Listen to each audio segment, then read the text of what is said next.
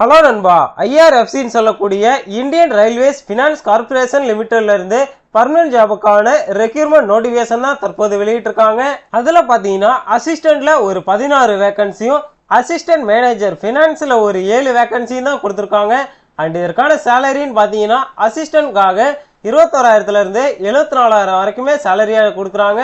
Assistant manager ஃபினான்ஸுக்காக 40,000 இருந்து 1,40,000 வரைக்குமே உங்களுக்கான சேலரியா கொடுக்குறாங்க.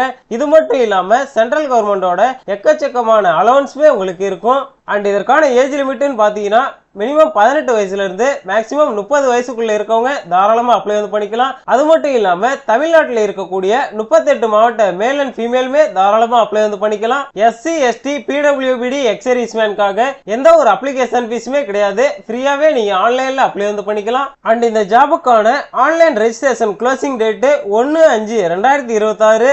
அதற்கான கம்ப்யூட்டர் பேஸ்டு டெஸ்ட் பாத்தீங்கன்னா ஜூன் 2026 தான் இருக்கும். So interest and eligible candidates மறக்காம அந்த ஜாபுக்கு அப்ளை பண்ணி உங்க லைஃபை வேற லெவலுக்கு கொண்டு போங்க.